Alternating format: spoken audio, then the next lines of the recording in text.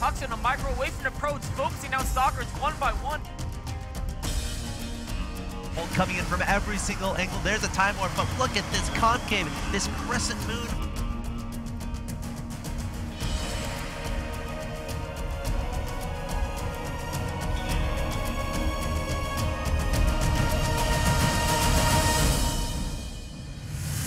The fight. This is what's going to happen now. The supply goes in Hug's favor. He's just gonna barrel through, take out whatever. So much file here coming forth. Looking like Nesty is going to take it here. Dancing the roaches a little bit. Scarlet. Now the Hydras are exposed. Those units are going to die, and it's not really going to make that much of a difference. GG.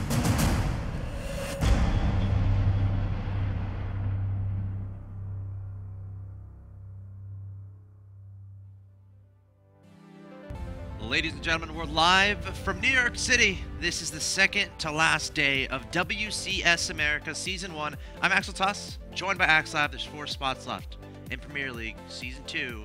That's $6,000. Did I do the math right? Minimum. Minimum. Expected value is probably more like $20,000. And but not minimum to mention earns. the fame. The fame and the WCS points for BlizzCon, The which girls, of course... like, how do you value all this stuff? Basically, you want to be in Premier League Season 2. And to kind of remind you guys of the format, we got groups of 4 in the Challenger League group stage right now. Top 2 advance. Standard format we've been doing. Double elimination stuff. We got the 4 players play each other, and we have a winner's match, loser's match, and then a final match at the end. Basically, don't lose twice is the key idea. Of course, yesterday, let's discuss what happened. A very unique day. Exactly. A Yeah. lot of 2-0s, man. A lot of 2-0s. There were a couple close matches in there, though. Neep versus Tasia Game 2 was, I think, the match of the night. A very exciting match between those two guys. Of course, you can check out all those. YouTube.com/official OMGSC2. If I had to make a suggestion, I really enjoyed Hello Kitty versus Maker Game 2 on Cloud Kingdom. That was pretty funny. That was I enjoyed funny. myself watching that one. So definitely check that out. Kind of back and forth in a way. It was. We definitely discussed that a lot. But that happened yesterday. Again, we're live here every day, 6 p.m. Eastern. Today, though, we got a special treat for you. Halloween has come early. We got 4 amazing players involved in this group: Jim, Drunkenboi, Ian, and Jaedong. And it's all live matches. We're going to be starting off with Jim versus Drunkenboi. And I'm pretty excited for this group. 2 Zergs, a Terran and Protoss. You got a little bit of everything here. This is true. This is true. A little bit of every race represented. Also, we have some legends in the group today. Jaedong, the Broodwar Tyrant. Of course, he's in here because he lost to Theognis. Theognis did the whole thing where he dressed up in the flags and the represented freedom. The glasses, Yep. he tweeted about it. That was awesome. Pretty crazy. And, of course, he took Jaedong down the Challenger League bracket, and that's why Theognis is already in Premier League. Jaedong, of course, has got to make it through this group stage. He's got to get top 2. We're not going to see him in the Premier League. And what an upset that would be to not have Jaedong in the Premier League. It would be a huge upset. I know a lot of people are watching for that. But first, we're going to have Jim versus Drunkenboi. The players in the lobby and the players are ready. I'm going to hit the start game button. Super excited for the first match of the evening. Of course, Jim, one of those Protoss players who was on top of the Korean ladder a few times. Quite a few times. Hails from China. Really good playing again. Drunkenboi, one of the up-and-coming American players. We're going to talk all about it. First map is going to be on Neo Planet S, Protoss versus Terran. Of course, a change went through today, Mr. Axslav. You woke me up in the morning, and you're so excited about it. About the War Prism. Getting a little bit faster. We'll have to see, how prepared Jim is for that, because it literally just happened just a couple hours ago. Yeah. Of course, it was on a test map for a little while before that. So, but most pros never play the test maps because they want to focus on the game that's going to be used in the current tournament situation. So we'll have to see how big of a role that plays today. All right, here we are on Neo Planet S. In the bottom left-hand location, I present to you your red Protoss player hailing from China, representing Team Invictus Gaming. He is Jim. Of course, you know what's really unique about this group? None of these players have been in WCS America Premier League. This is true. They all came through the Challenger League qualifier. None of them are from the United States either. Except, Drunkenboi's Canadian, isn't he? Exactly. You're right. We've got Taiwan. And they're all from different countries. Yes. We have a Chinese, a Korean, a Taiwanese, and a Canadian. Lots of diversity here in WCS America. Of course, Jim took out Oz 2-1. Took out Vibe 2-0 before falling to Scarlet 1-2. to get to this point. His opponent in the top right-hand location of Neoplanet S. Your blue Terran player representing Team FXO North America, hailing from Canada. He is Drunkenboi. Drunkenboi lost in his first round of his Challenger League bracket to State, which isn't that bad, all things considered. No. State is really good. State's actually, I think he's at Home Story Cup right now. He is. He did get 4th in that tournament. He actually got 2nd in Shoutcraft America. Sorry, 4th in the tournament to qualify for Home Story Cup. Yep. He got 2nd in Shoutcraft America. Then when he tried to qualify for Home Story Cup, he went up against Kane, who of course beat him in the finals of Shoutcraft America. And he beat him. He beat Kane to make the top 4. Of course, top 3 qualified, but then I think Katz couldn't make it, so he was able to take Katz's spot. He was also in Challenger League group 2 days ago, I think. Yes. And he wasn't able to qualify for Premier League. It was close, though. He got 3rd. He lost 1-2 to top in the final match, I believe. But anyway, the whole point of talking about State is that Drunkenboi lost to State, and that's not a terrible loss considering State is really freaking good. But let's see what happens here. I mean, we got the Canadian versus of course, the Chinese player. And again, Jim is a player who's been up there. He's had that experience. He's been up there on the Korean ladder, playing at a super high level. So I'll have to see how Drunkenboi approaches this. That's what I'm going to be really interested to see. I feel like Jim, he played very standard, right? He's going to be the guy who's going to be willing to push this to the mid game, to the late game. On a map like Neoplanet S, it gets a little bit interesting because the 3rd is always going to be a little bit questionable. It is, and many Protoss players like to veto this map for that reason. Yeah. But the one thing about Jim and about pretty much almost every Chinese player I've seen play is they tend to be very aggressive in their style of play. They love trying to be in their opponent's face early. They love trying to make the engagements happen because where they really excel is in a micromanagement of units. These guys are often just super spot on with the force fields, the blink micro, and not to mention, Colossi focus firing, stutter stepping, storm micro, all these micromanagement aspects. Yeah. And the way to make the game about the micromanagement is to be aggressive. Because if you're aggressive, you know that you can decide, okay, let's make it about engagements. If you're defensive, your opponent might start making it about multitasking, about harass, about compositions. So if you want to be able to control the pace of the game, you've got to be aggressive. Reaper approaching, not jumping up there.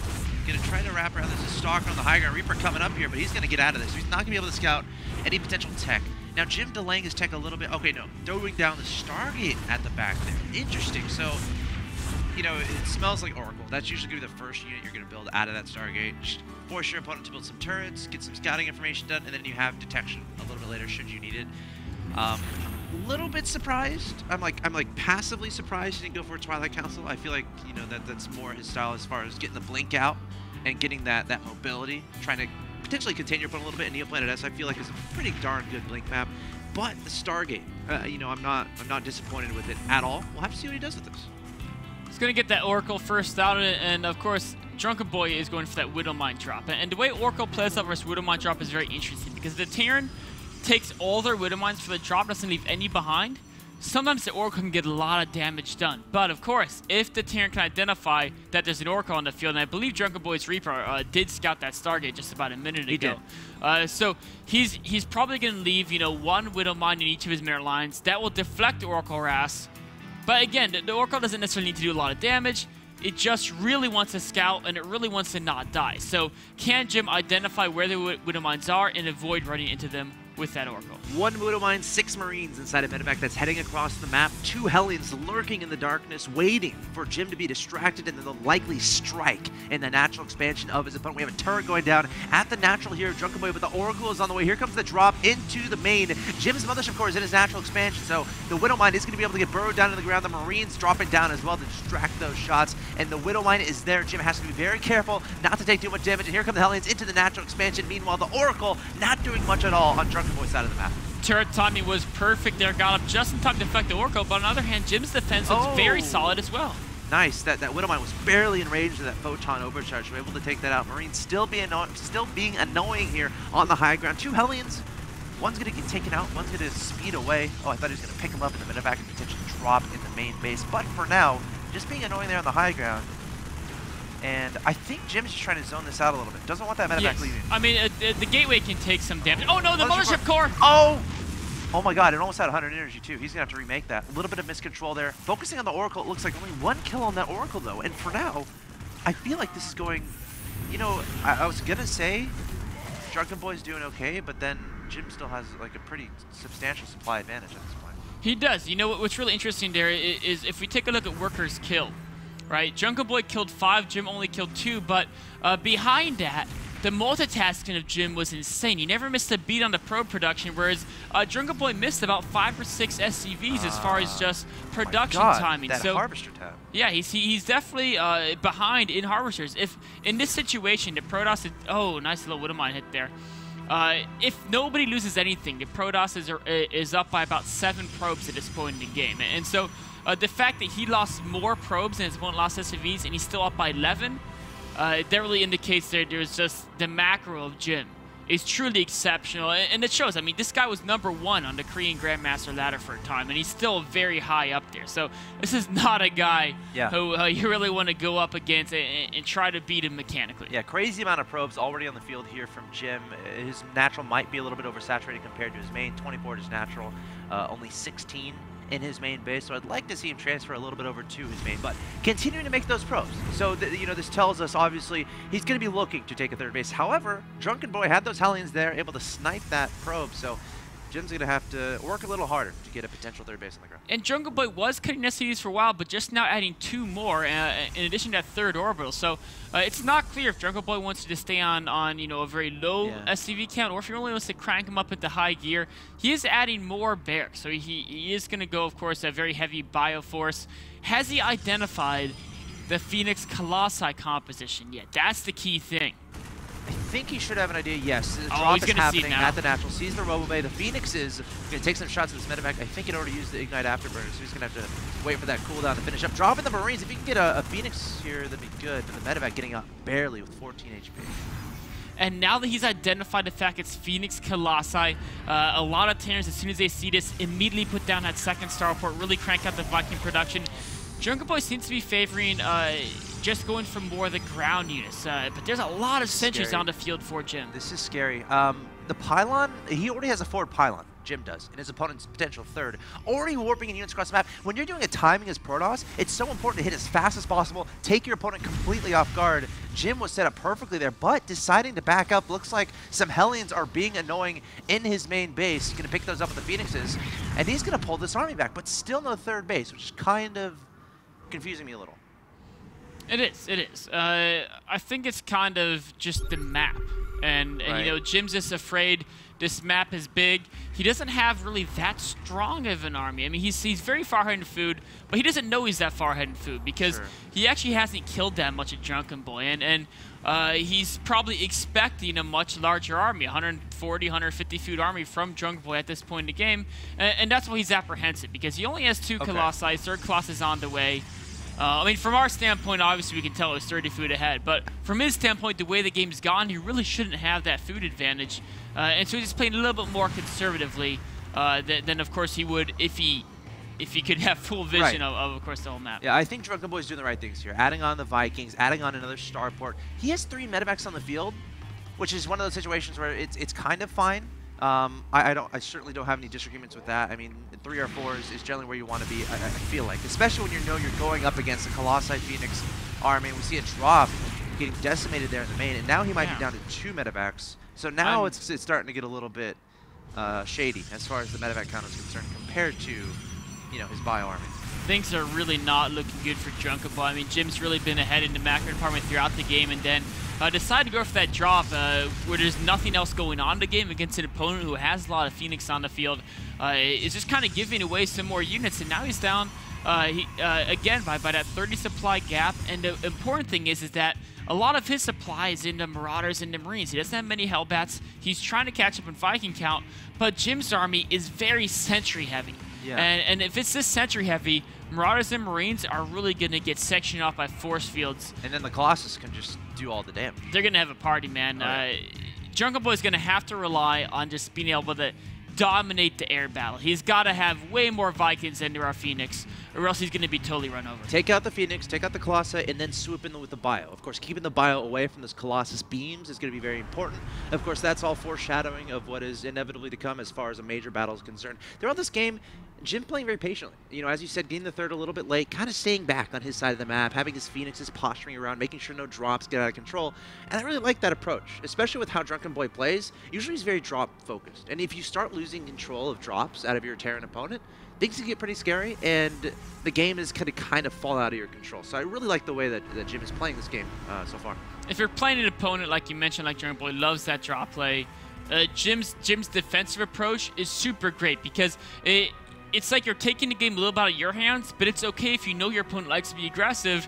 You can just wait and punish them when they do those aggressive options. If you have Phoenix on the field and your opponent overextends, you punish them by getting a bunch of free kills. Vikings trying to get some volleys off on these Phoenixes and on these Colossi. The Bio's getting back. The stim going down here from Drunkenboi, feeling very confident indeed. Time Warp going down. Great force fields here from Jim that we talked about. And the Colossus getting their damage done. Jim is going to be very happy with this engagement.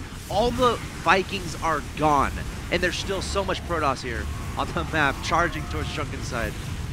I mean, this is an absolute slaughter. 3 Colossi still on the ground, plenty of Zealots left. In fact, there's still about 20 force fields left of energy on those sentries. The Colossi were never really in serious danger. Drunkenboi scrambling to defend, but there's only 4 Vikings being produced, and there's so many Phoenix still on the field. A single bunker is going to try to defend a natural, but with this much Protoss, I don't know what it can do. I mean, no forward pylon terribly close, but it's not going to matter. Too much stuff there from Jim, and Jim will take the 1-0 advantage here in this best of 3. You know, it's just Jim just showing how he's just a stronger player in that game. I think just more solid play throughout. And then the last engagement was kind of strange. How do you think Drunkenboi could have handled that differently to make it a little bit better? Honestly, the last engagement, he had no chance. Yeah. He just had way less units than his opponent. If you stutter set the Bile perfectly, sometimes it can go well, but there's only 2 medevacs. There's no healing. There's not nearly enough Vikings. You see it. He goes straight for the Colossi, which is the right way to micro. I mean, he microed fine. It's just, you know, it all came down to the early game. Sure. He had a great harass, but he missed so much SCV production. Yeah. And that's fine against certain players. They're playing a guy who's a GM on Korea Ladder. He was #1 GM on Korea Ladder for quite a time. If you miss worker production against this guy, he's going to grab a giant food lead, supply lead. He's going to have a much bigger army. In a small army versus a bigger army, it's very difficult to make that win happen. Well played there from Jim. He takes the 1-0 advantage in this best of 3. Guys, stay tuned. We got Drunkenboi versus Jim, game 2, coming up.